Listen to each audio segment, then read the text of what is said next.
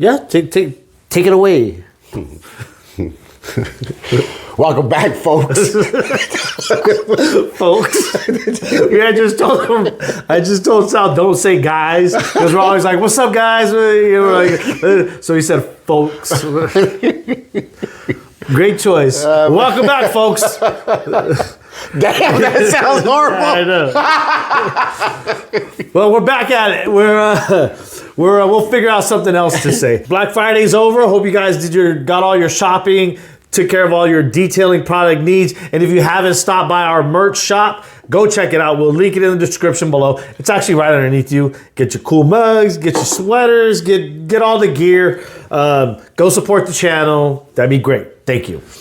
Black Friday. What I want to tell them is what we seen on the road on Black Friday. We seen the cat in the back of the truck holding up the TV. Oh yeah, man, people are wild out there. Like he was back in the 80s. Yeah. Just back there in the cold. It's like 40 degrees outside. It was freezing. Anything for a deal, I guess. That's a cheapo. Yeah, that's a cheapo right there. And it was open box. It was too. open box. It was not in a box. It was open box. He was holding it down like he was like, man, it was crazy. Not on the back road. It was on the freeway. Yeah, on the freeway in the back of a truck. The bed. I'm not talking about the back seat. The bed. In the 80s. Yeah, it was wild. Yeah. So what are we talking about right now, Sal? What are we talking about today? What we got for him? It's okay. So we, I think we're gonna do excuses. Excuses in your business, excuses in your life, why we use them, what excuses we use. Good excuses, bad excuses. Yeah. We've seen them all. Trust me. When you're an employer, you hear them all, see them all. Good ones, bad ones, crazy ones, unbelievable ones. We could go along with just the excuse you use to call in. Yeah. So excuses definitely cause issues in disruption, not only in business but life and progression and development. What do we as we get deeper and deeper into consulting? What is it that we mostly hear? It's excuses for everything. Yeah. That's always the area that stops the progression or puts the progression to halt.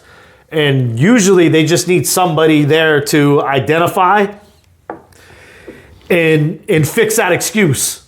Identify and to hold them accountable. Yeah. They need to hear that back. Yeah. That's just an excuse. Well, it's different when they're you going to hear give from somebody else. Yeah, because they're always going to give an excuse as to why they're not doing it. So when you give them a solution at that point, it's like, okay, now the excuse is invalid. So now here's the opportunity to go do it. But there's a lot of common excuses that we hear in the industry from guys, whether they're trying to scale, whether they're trying to be profitable, whether they're trying to grow their business in any way, whether they're trying to downsize, maybe going into a different sector, maybe it's product development, maybe it's starting a YouTube channel. There's a lot of different ways you can go nowadays within the detailing industry. So we're hearing excuses from all over about everything, anything you could think of. There's an excuse for it. And a lot of people don't realize those excuses that we tell ourselves, internally affect us to the point where now we're all the things that we wanted to become. You've made so many excuses along the way. It's almost impossible for you to get to that point now. Right. Because as things get harder, what's the first thing we want to do? We want to go back and say, I can't do that. Or I don't know how to do. That's always a big one, right? I don't know how to do that. I think once you kind of step out into that unknown, and it's kind of like, okay, well, nobody really knows how to do this. The basic ones. I don't know. I'm too busy. I'm too tired. Yeah, there's a lot. We wrote a few down too. But definitely, let's see what. The tired part, man, like that's always going to be. Yeah, that's not going to go anywhere. So you're never going to stop being tired. Yeah, there's a few factors in life that are just not that are never going to change, that you have to deal with, that you have to figure out, that you have to maneuver around or work to your advantage. There's a lot of things that people don't realize can work to their advantage. I was watching something the other day, and it was a business guy, and he's talking about the importance of managing your time. Like everybody has that same 24 hours. Like the ones that a superpower is one that can get you that time back. That can, and that's one of the reasons we're looking for an assistant, because that's one of those things that you can help to retrieve more time back to yourself. And I think that's what Details is pretty much done, and that's a philosophy that we've kind of spoken about since its beginnings. Was people always say efficiencies, but people never, they talk about it a little bit, but they don't go deeply into the importance of efficiencies, like the byproduct of efficiencies, and that's buying back your time. That's the only true luxury in life is your time. So if you can buy back time doing what you're doing, but at a faster rate, you're buying back time. You could use that time however you want. You could use that time to make more money. You could use that time to start something on the side. You could use that time to be with your family. We use that time to make videos and to be with our families. You know, we don't, our ideal life is not working 24/7. It's not even working 8 hours a day. We're upset if we got to work more than 5 hours a day. We want to be in and out done because we optimize everything. So some people are like, oh, well, you're never going to get where you want to be if you're doing that. It's like we're not living in a life for aspirations. Like, yeah, where people always, oh, I'm trying to build an empire. I'm trying to do that. It's like, that's cool, but that's not for us. Once you've been a part of something very big, you realize it's very exhausting, very time consuming. You're dealing with a lot of personalities, and you're no longer running what you thought you were running. Now you're just conflict resolution. That's your job at that point, because there's so many things going on. In being in operations for so long, like you want to get away from that as far as possible. And we've taught people how to scale and to do that. But for us personally, we're at a place in our lives where we're just trying to do fun shit. If it's not fun to us and it's not entertaining to us and we don't have a good time doing it, we're just not doing it, period. And there's got to be relaxing. Yeah. There's got to be some part of relaxing. Yeah, and zero stress. Zero stress. Like, that's number one. Like, imagine your life with having 80% reduced stress. That's what we've created, an opportunity for us both to not only have fun, but to develop as people, to teach people, to expose ourselves to the community and help the community, but having fun at the same time. And I think that's so important, because we don't have to worry about like burnout. We don't have to worry about the pressure of doing things we don't want to do. Well, yeah, and we spoke on that earlier. The doing things that we don't want to do is like, yeah, we accept those in life, like working out, right? I hate working out, but I know it has to be part of my life. So that's what I mean. That's when we mean, like, I don't ever want to work out, but I work out. Yeah. For health reasons, right? And you won't ever say like, okay, I'm happy to go to the gym today. Yeah. It's gonna do so many good things for your life. Right. And once you realize that, it now just becomes a discipline that you put into your normal day. And those are the type of moves that we make into our business. We're not trying to throw on stuff that we know is going to be, we're not trying to go down the road that we were already in our previous careers, where it's like, okay, let's do this. Now you got 10 employees that you got to manage and you got to look over and oversee and deal with their issues, which there always is. We're at the point where it's like, no, we want to work as little as possible. We want to make as much money for the little time that we do work. We want to relax. We want to enjoy life. We want to have fun. There's a sense of freedom, a big sense of freedom that I have. We allowed ourselves to acquire that freedom through disciplines, right? And through not making excuses, by doing the shit that we had to do, like putting all cards on the table and saying, hey, what needs to go? What needs to stay? What's working? What's not? Like really everybody complains about having to do, whenever you're in big corporations or working for companies and you have budget meetings. They're terrible. They're terrible. You're literally sitting there going line by line over everything to the T, seeing where you were at the month before, where you're going to be at this month, where we're going to forecast for the following month.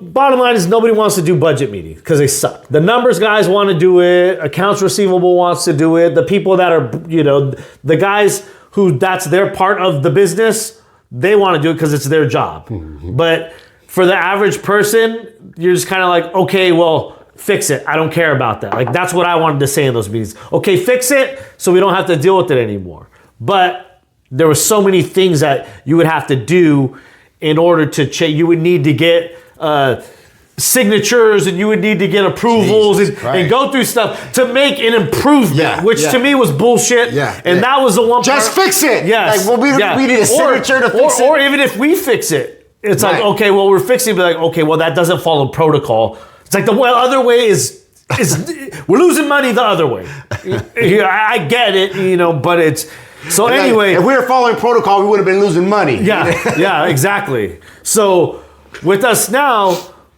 we have budget meetings, but we do them in different ways. Right. We have, we talk about, we have our accounting days, but we do it in a different way. Everything is done super optimized to where there's very little information going back and forth that doesn't have to go back and forth. There's so much of that bullshit, I think, in business that corporate way. Yes, that people, even when you get these SOPs and you try to go off of other people's like, oh, we have this, how to make six figures as a detailer type of programs, all that bullshit. They're all going to tell you the same thing because it's basic, easy stuff. It's not hard. It's not rocket science.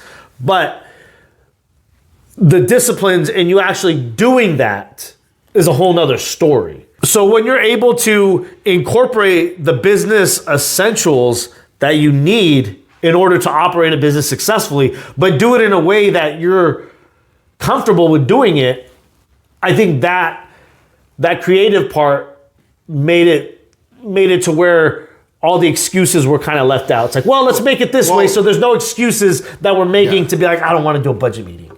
Right. Yeah. And we're holding each other accountable at the same time. It's like, okay, I know neither of us want to do this, but let's do this shit in the least painful way possible. Yeah. Put the music on. Yeah. Make sure it's cold or make sure it's warm in there. Yes. Yeah, like make it comfortable. Like that, and I think that's what you have to do. Like even the way we work out. We don't go to the gym every day. Right. We go to the trainer, and what happens at the trainer? He tells us what to do on everything. No thinking, no racking. Nothing. We're just doing what he says. Most of the time we're not even counting. He's counting. So what does that do? That opens up all of our mental capacity just to focus on that. Yeah. So for us, when there's an excuse that's made, it's almost like that's an indicator. Because usually when you make an excuse, you kind of get a feeling like you're doing something wrong. Like, I don't feel like going to school today. But you're going to have to catch up on that shit. Like calling in sick for work. Like, if you're that type of person, it always sucks calling in when you got to call in. No matter if you're sick or not. It doesn't matter. You don't like calling in. Yeah. For some people, some folks don't give a damn. Hey, dog, I ain't coming in. That's it. Those are the ones that are hard to manage. And there's a lot of those out there. There's like 90%. So some guys are probably watching like, I don't know what they're talking about. Yeah. I can come in, no problem. And then there's other people that, none of my employees are like that. Bullshit. Bullshit. So I think finding a way to eliminate the excuses, and most people on this channel that watch us are doing their own thing. So if you're doing your own thing, you have full control of that. You have full control of that. So time is always a big excuse. So time and money. Yeah, time and money. The things we talk about, yes, they cost money. However, we have no problem cutting back on something else though. Like Yes. that, you know what I mean? Like if this is going to clear our mental capacity, I cannot do these things over here. I'll take that instead, and that would be a good trade off of that. I like it because I stripped down my lifestyle pretty much to the essentials it was right before I started the business. So tearing everything down and eliminating so much of the mental space of the stuff that I didn't need that was causing me like exhaustion, from the outside, allowed me to focus on the business. So I think as you focus on your business more, a lot of that other shit it should fall off during your development. Like you're going to realize, that extra car that I have sitting there doing nothing, let me just sell it because I'm having to pay insurance every month and I still got to get it serviced every 6 months or whatever. Same. Let's hit it home for them cats that have the car in the driveway. I'm gonna fix it up one day. Man, it's been 35 years and that car ain't moved. There's just things that let it go. Yes, and I think a lot of that comes with disciplines. It's like, yo, man, it's almost like your mind tells you, yo, it's time to clean house. Like, what are we doing? Yeah, all of these things that have wasted us time, those are the first things for me to go. The numbers say that. Yeah. If you like numbers, you're like, that boat that you take out once every 5 years, it's time for that thing to go. Yeah, so I think a lot of guys make these, there's people who make excuses about stuff, financially, like that's, like you said, another one. So the time is number one.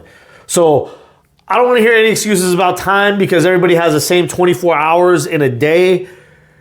Me and Sal get up at 3:30 and we're at the gym by 4 a.m.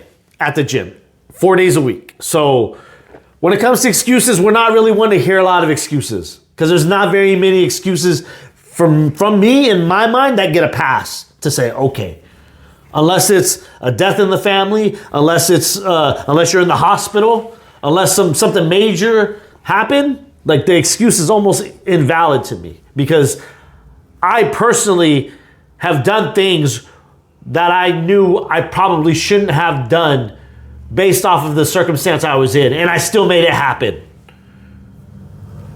Well, that's why we're able to fix a lot of things real quick because we don't care about the excuse. Yeah.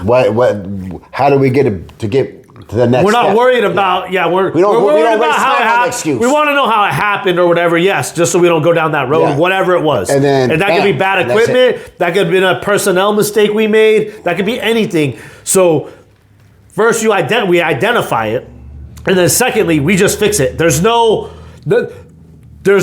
of this, whose fault was it? Sometimes there's why did it happen if it's necessary, but we're not wasting any mental capacity getting from point A to point B to getting that fixed and just moving on with shit. So imagine all the time that you waste on stuff like that, or not even fixing something at all. Patching it up. Yeah, and that's just mental capacity that you're feeling. That's of just bad energy and bad thoughts, and then not only that, it's slowing you down on your work. If it's, say if it's a bad piece of equipment or something, it's just constantly slowing you down on your work. So now you're losing in two ways. And I would argue that the first way, the mental capacity take up, is worse than the time. Because the mental capacity, that causes exhaustion. But when it comes to time, you guys control that. That's something that even a lot of great leaders that I know out there, the one thing that they struggle with behind public speaking is always time management.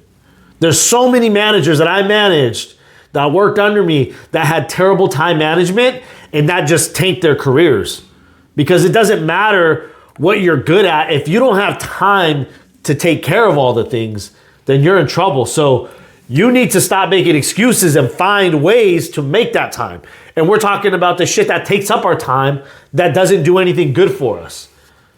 How NFL football. How many hours did you spend watching NFL football this year? How many hours would you have spent 5 years ago watching NFL football? On a Sunday, let's say a Sunday. You're talking morning pregame show to the post show. 12 plus hours, man, on a Sunday. 12 plus hours. Then you gotta watch it the Monday of the recap of everything. That's another Monday Night Football. That's 3-4 hours right there. So probably like 6 hours, 8, just watching, catching up on football. Yeah. And that brought me no benefit at all to my life. No extra pay. No worry free of me. I was stressing, worried about these teams that don't know me. Yeah, that don't care about you. Don't care. Like, yeah, it's just. It's all take. At that point, it's all take. Yeah. It's taking your time. It's taking you're probably going to a couple games a year if you can, or buying some merch. Right. So it's taking your time, your money. It's I'm sure your family's probably like, oh, well, it's Sunday. Count dad out of that. Right. So it's taking away your limited time that you have with your family. There's a lot of things here, and I know there's a lot of you guys that, I don't work on Sundays because that's my football day. But then you're going to complain that you have no time. So when it comes to time, guys, that's your responsibility to manage your time and to figure out. And if you don't know how to do that, that's when you get consulting. We have people that do time evals on us. Shout out to the folks though that make it so their life. I'm taking Sunday off, like. Oh yeah, and they don't make it. It's just Yes. like, nah. Yeah. I don't work Sunday. There's a way to do it, and there's a way to do it right, and there's a way to do it wrong. Yeah. Like, we had guys that are now no longer in business who used to, there's about 3 of them, and what was their big thing that they would always say to us? Oh, I don't work weekends. I don't work weekends. I don't work weekends. Okay, well, according to your metrics, that's what you need. According to your metrics, that's your biggest time of missed opportunity. Those are your biggest potential revenue generating days, and you're telling me you're closed on those days because you don't want to work weekends. Oh, my other job, I always had to work weekend. If you're going into business thinking you're going to make your own hours from the get-go, you are mistaken. So we're not saying don't create standards from day one. Yes, we want to create standards from day one. We want to create something from day one, but you need to capture your information from your clients to see what the biggest days are, what your lowest producing days are, and work your schedule around that. These are things that consultants tell you when they break down your information, your goals, your revenue, your P&Ls. When we see those things, we make adjustments like this. So if you guys do need consulting for your business, the link is always in the description of every video, and then you can always reach out to us and we can go to you and we can hold you down. Definitely make a big improvement on all of the issues you're having within your business. So money as the excuse, but I think time and money kind of go hand in hand, right? They do. It takes money to save some time. Yes, and vice versa. And then you got time, you can make more money. Yeah. So yes, they do kind of go hand in hand. But for me, what I would do is think about things like the NFL. How much, like, that's a big, people don't realize that's a big, it just sucks everything from you. Also, when just know the importance that's a time killer. And how to get money when you were commuting. When you were commuting for 3-4 hours of your day. Well, and if that's the case, I'm just going to get a part-time job so I don't have to be in traffic. Yeah. I'm in 5 hours, 6 hours in traffic. I'll work a part-time job. Yeah. That way I don't have to deal with the traffic. Yeah, I got a third job at the time. It was when I was when I had first jumped off the business, and things weren't steady for like the first year or two. I would say probably it's been about the first year and a half or so. So what I did, because I was commuting, I was working for a vegan ice cream company. I was making the ice cream early in the morning, but then I would hit traffic on my way home. But I'd be in traffic for like 3 hours. I'm like, what am I doing? This is ridiculous. So I could have another job after my other job, because coming from operations director, I'm working like 12 to 16 hour days. Doing one job for 4 hours ain't shit. So I was like, I could take on 5 other jobs, because I was only detailing, on the weekends when I was busy. So what I would do is work ice cream in the morning, in the afternoon, work at the grocery store till about 7 o'clock. And I was getting paid, and then I'd just jump on the road and there'd be no traffic. So I did that for a little while until things jumped off, and but again, it was seeing an opportunity, finding that time and creating an opportunity. I'm like, I'm not, instead of me exchanging time for being upset in traffic, let's just get this money. put my headphones on, listen to something motivating, and keep it moving. So that was that was a solution for me. So time, money, money, and that the business should.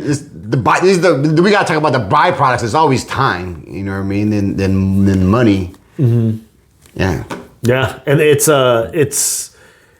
there's just a lot of things that we've noticed a lot of the successful people have no problem doing, and that's cutting shit out that they know is not doing anything good for the business or themselves, or putting more risk on the business. That, and they acknowledge when something sucks. Like, how do you do? Well, why do you do this? Or, I do that. It sucks, but I just do it.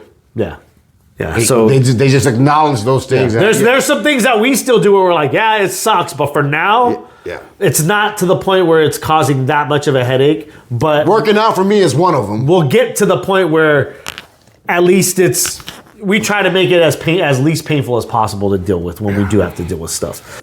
So just to reiterate, the time is your responsibility. You can create that. The money, start looking at where you're wasting your money. Or time, whatever, because it pretty much is the same thing. But a lot of people are saying, oh, well, I don't have the money to run ads, or money to do this, or money for uniforms, money for another employee to hire, money for this, money for that. Well, let's look at your expenses first. Like, let's look at your personal expenses. Are there things you can, I found I sold a paid off car that was, you know what I mean? It was a Garage Queen. It was nice. I loved it, but it's like, got a $60,000 car sitting here that I'm just paying for. That's costing me money. It's a liability. Yes, and it was at that point, it wasn't doing anything for me. So I said, yo, I could sell this thing, dump that cash into retirement, or just put it into savings and let it just chill and stack. So that's what I did. It was the right move at the time. It was I didn't think twice about it. And when I see people doing stuff like that for their business for the right reasons, where they're just like, that could go. Most of the people that we know that are really successful, they don't care. They were the ones selling their cars during COVID. Well, the people, they're like, oh, okay, I don't care. Let the Mercedes go. Oh, let the Bentley go too. I'll never get this money back for this, because they understand money. Like the people commuting, right? They're commuting 3-5 hours a day just in the commute, but they're doing it for their salary because the salary is real good. However, they're not taking into account the 5 hours that they spend in traffic every day. The quality of life, the expenses on that, the risk. Yeah, like really add it up, and you're not making that 6-figure salary that you think you are. Yeah, it's crazy, but. When you sit back and look at your finances to see what you're able to cut out of and how much of a difference it makes.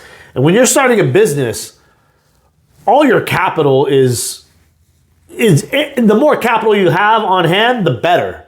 Because when you have a nest egg, that allows you to take risks. That allows you to do other things. That allows you to open up opportunity more. And when you're doing it from your own capital, you're not having to worry about interest rates. You're not worrying to have to, paying somebody back. You're just making, obviously, yeah, it is a gamble, but this whole business thing is with all of us. So you make calculated risk, but again, you could probably have a lot of money around you if you get rid of a lot of the shit that you're not using or you don't need. So that's excuse number 2. So number 1, time, control that. Number 2, money. Like lean up your lifestyle first. You'll get it all back. You'll get everything you have back. And I think once you lean it up, you're gonna realize you don't need a lot of that shit. You're like, I didn't need all that. What the hell was I thinking with all this stuff? I'm at the point in my life where I want everything as lean as it can be. To me, that keeps me stress-free. So money, time, and number 3 excuse is always what? I haven't been doing this. I'm new to business. I don't know how to, I don't know. Pretty much I don't know how to do that. What do you have to say about that? It falls along the lines of, it's okay because I'm new. Oh, yeah. That's more the, Oh, It's an excuse because you are new. yes. Opposed to yes. Roger that. Well, let's get it clear. You are new. However, you're going to keep using that. Yeah. When does that run out? Well, here's the thing. Because in business, anybody that's been in it for long enough knows that there's something new that you haven't encountered almost daily, weekly, Yes, hourly. yes. So you're never gonna fucking know all of this stuff. I didn't know things about certain things until I was thrown in the situation. A lot of things. I would say 90% of the things in business that I've learned, I had to be thrown into the situation in order to identify it, fix it, and actually see that it's going on. Because you don't even know some of these things and a lot of guys don't know what's going on with their business because they don't even know how to identify it. But it's always new shit that you gotta either fix, capitalize on, roll with. We embrace the new feeling, knowing that when we hit something new, we're growing. Mm-hmm. So we experience that and say, okay, this is new. We don't want to do this. Okay, good. Yeah. Because we're learning. We're growing again. Yeah. How are we? When you get that feeling where you're lost and you don't know how to do it, that's almost when you got to lean in and say, okay, this is a good thing. This is not necessarily a bad thing. Yeah, it still sucks, but we know. Okay. Yes. Yeah. There's something that just means that there's going to be benefit at the end of that road. Mm-hmm. This is going to make us better in some way, shape, or form by enduring this shitty feeling and this feeling of risk and unknown, because that's usually what it is. Now I'm stepping into a territory that I don't know what's going on. So the excuse as far as, oh, well, I'm new, or it's okay for me not to know that because I'm new. Because there's some guys that are just like, and it's strange because some of the guys who kind of don't have that instinct as strong, kind of like the street hustlers, like how they don't know what's going to happen from day to day. Those guys, I'm like, how are you even surviving? It's like, but they're like, hey man, I got this. I'm gonna flip these bootleg jerseys I got down over here, and then we're gonna do this, and then it's like, okay, well, what are you gonna do when those jerseys run out? And they did something else falls in, they get their feet into something else, and it's kind of crazy to me, but like, there's guys that have, obviously, they just kind of trust it, or their skills, or something that allows things to keep coming back to where they have that constant flow of inventory or something to push to where they're always on the streets doing something. Those guys don't need structure. That is their structure right there. It's wild to me. So that's not always a bad thing. Like, you incorporate stuff like that into business, that's where it gets creative. That's where it gets fun. That's where it gets like really interesting for me to see stuff like that. As a creative person, I'm like, oh shit, this guy just went and did this, or he did that. And it's wild the things that happen when you go into that uncharted territory. Like I told you, I'm intrigued off the homeless life. Like, how can someone live like that and just keep it moving? Like, I wish Netflix did a documentary on it like that, and like the hobo life. Like really like into like the ones that are doing it like doing it right, that know how to be homeless the real way. Like, they're getting money, they're warm, they get food. Yeah. They get ladies. Yeah, it's kind of like it's there's always going to be something that you're going to be walking into that's unknown. So I think that's probably the most dangerous excuse out there, to say, well, I didn't know how to do that. For instance, if I didn't know how to make a YouTube channel, or there's people out there who don't know how to do marketing or are afraid to do marketing. Like, oh, I don't want to do social media or this or that. Social media is doing wonders for pretty much every business now. Not all of them, but like, it's the new way of marketing. People are not going to the newspaper or a phone book to find you. That's not the way the world works anymore. So if you're starting a business and say you're a little bit older, I'm not going to do social media. I don't want it's kind of like, probably you're making it really difficult for yourself. Yeah, I know you don't know how to do that, but it's one of those things you're going to have to figure out how to do, because it's pretty much essential at this point. I'm not saying, obviously, there's always outliers. We always say that. But at this point, it's you're starting a new business, it's pretty much up there as an essential. So I think we could both agree that the new excuse is the most dangerous one because you're going to be new constantly to a lot of things that you're exposed to. Right. So to say, this is new to me, that one ain't going to fly. Like, that's an easy way to see failure really quick. And we're not talking the failure that makes you better. We're talking failure done. We talked about blaming your personal life for why your business is lacking. Like, you talk about having total control. That's your life. Yeah. If you know what I mean. If you can't control your life, yeah, for sure, your business is gonna fail. Like, number one, like when I work for the feds, the people that say like that were the worst employees were the people that had the worst life. Like, it seemed like it's just like they're calling me, and I was like, Jesus, no wonder you suck here. You suck at life. Like, what's going on with you? Like, man, you're having that problem. I can't help you. Like, sheesh. Problems adults should not be having. Yes, grown people should not be having. Some parents should not be having. Just, damn. If things are a certain way in your personal life, it's gonna be the same way in your business life. Why do you think there's gonna be like this complete difference? It's not like you're going to a workplace with rules and standards and expectations and dress codes and protocol and management to where you have to be a different person because there's somebody overlooking you. No, this is your business. So if you're feeling shitty, your head is all mixed up with all these crazy emotions and feelings, and then you go into work, like, what do you think that's going to radiate? It ain't gonna radiate happiness and joy. Oh, my friend just got out of jail and he's staying with me, this and that. When people start telling you problems like that, it's like, ooh, okay. At that point, when an employee would come up to me with some stuff like that, in my mind, I'm thinking it's any motherfucking minute that something pops off here at the workplace and this person's gone. Like, they're gonna do, something's gonna happen. Like, one time we had this girl's not the husband, baby daddy coming through acting up all the time, like getting loud and we had to like be like, yo, you gotta go. You had to call the cops it was only a matter of time before shit got wild, and it got wild. But it's like, if you got that going on at home, and that stuff came into the authorities. Yes, because sometimes it gets into the workplace. Yeah. Like on Barbershop, remember when she goes to bust up old boy's car outside? Chrome rock a pound. So she thought she was getting, like that type of. Said Malcolm Brown? You said Malcolm Brown? You said Malcolm Brown car? No, that ain't Malcolm Brown car.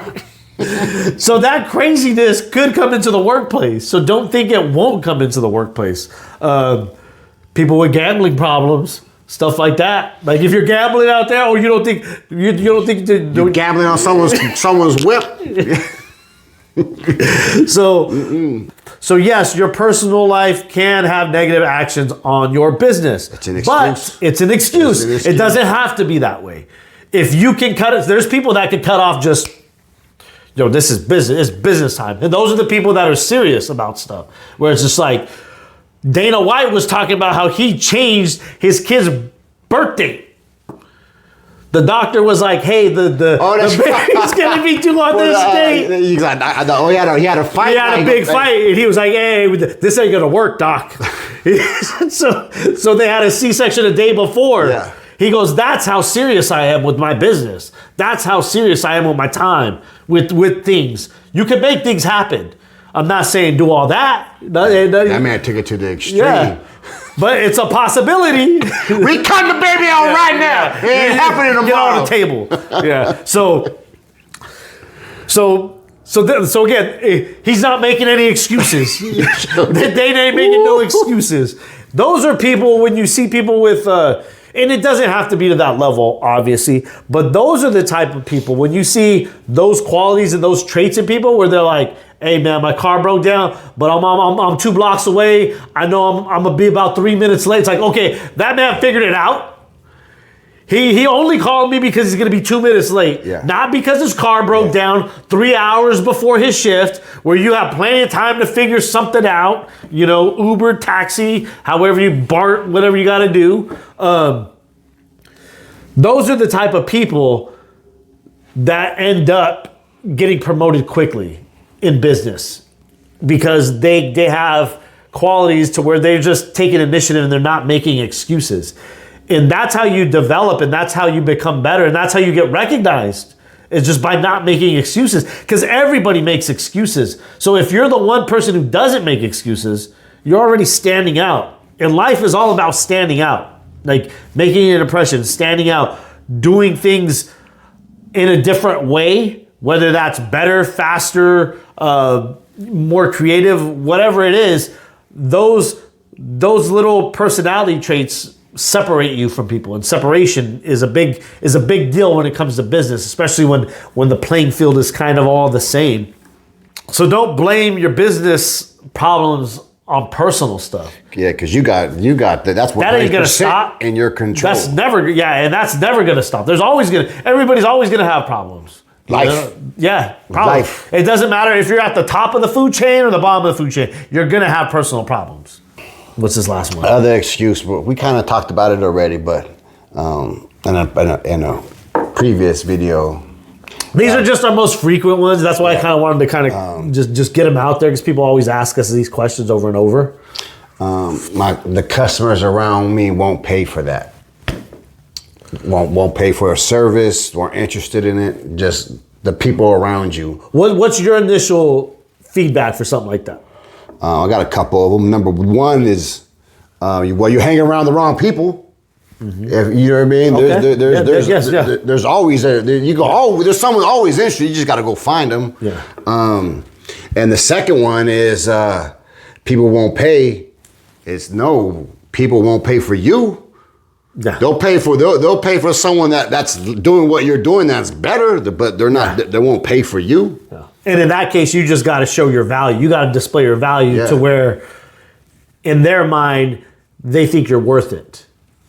So, and then another thing too is maybe you just need to change your location if they don't want to be there. Like, how many people have we heard when they talk about business is you got to go where the money is? And I believe it would be more difficult for us if we operated our business in a different place.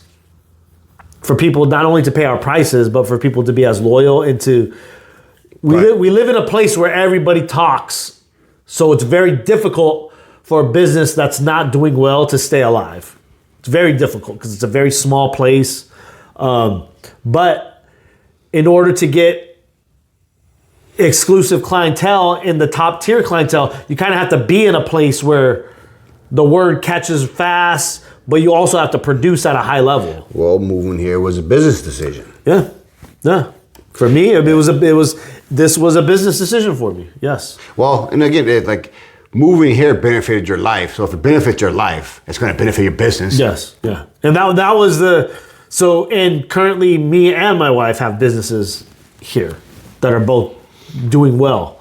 So was it a good business decision, a life decision? Yes, a very good one. Because of the quality of living, but also from a business perspective, it's allowed us to do a lot more things. It's allowed both of us to grow. But people always come at us with that stuff. And that could be a good thing. Like, okay, well, if they're not willing to pay that much and you are that much, now that's your opportunity to show them why you're that much. Explain to them, educate them. To me, it's always an opportunity. If there's something that's not being done, or they say, well, nobody, that's another one. Like that should be on there. Nobody charges those prices around here. Even better. That's a clear way to stand out from the rest. Yeah. But we also take care of our people in our community because we want the business in our community. Because again, that's a decision that makes our life better. If we're only providing to our immediate community here, locally, that we're involved in, your kids go to school here, your son plays football here, my wife got a business here, we got a business here, we're we shop here, we get our haircut here, everything is here. So that's a business decision that we want to make. We want to take care of our people locally, so they know we're not just their detailer, we're their friend. So even creating that rapport, people understand your value. They see what type of person you are, and they're more willing to understand what you're doing. And now they're paying for the quality of you as a person, which is a big, big deal, because trust is right there with that. That's like maximum trust, to where they're just like, yo, you do what you got. Yeah, and when I see guys doing work like that, I'm like, you know your shit. You're on top of it. Like Josh V, when he talks about how his clients are, he goes, oh yeah, half the time they're not even home. They're probably traveling. And I just, go up in there, boom, boom, whatever. And that's how it should be. That's how, if you're doing your job well, that's how it should be. The trust should be right there. And it's sad because some guys will never get to that point because they don't understand, because all this other shit and all these excuses are messing with them so much, and they got so many distractions they're trying to deal with. They don't have the time, again, they don't have the time to sharpen up their skills, to work on their customer service, to present themselves better. So there you go. Excuses are distractions. Yep. Get rid of the distraction. Get rid of the distraction. Because people are always not going to accept the excuse. We're just going to say it's a distraction. Get rid of the distraction. And here's the worst thing too. I had somebody come over. I reached out to them to get some work done. And I reached out to them. I'm going to give you a scenario. So to put the context in, I reached out. They said, okay, if I don't get to it by this date, then I'll get to it. Then I'll get to it on this date. First date passes, I let it go. My assumption is, okay, I don't want to reach out because they gave me 2 dates. If I don't hear anything by the second date, then I'll call. Second date arrives. 8 a.m. Boom, boom, boom. I'm hitting them with the text. We're good to go. Oh, let me see if I could come by 2 days from today, to see if, let me see if I can arrange that. I said, whoa. I've been waiting.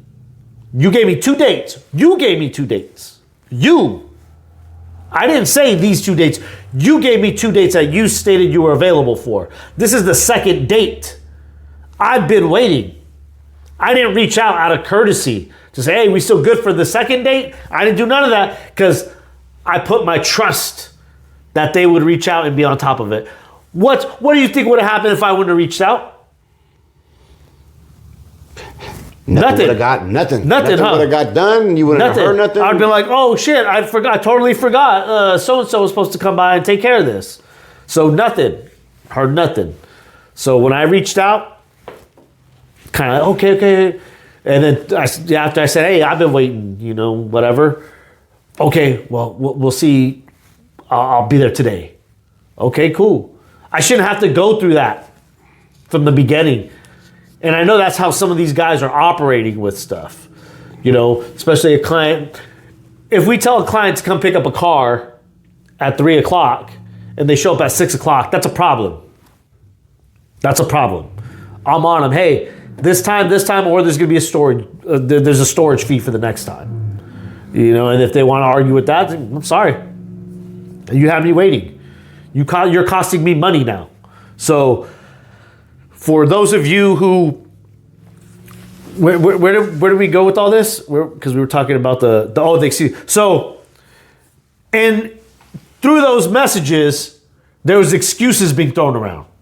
Even before I asked, hey, what's the excuse came out almost as it, and Sal, what did you say? You're like, man, that excuse came out like they were ready for it, like they got them already, like the excuse was. Well, when you make excuses like that, not chances are, chances are very high that you don't go on, that you renege a bunch of times if the excuses come out that quick. Yes. Yeah, and the excuse came out almost to the point where it's like, I didn't even ask. Yeah, no one even. I didn't even want to know that. Yeah, yes or no would have sufficed, but you telling me all this stuff about this and that. Like, first of all, as a client, that's, from my perspective, that's very unprofessional. Secondly, I don't need to know that shit about your life. And third, it's your personal life fucking with your money.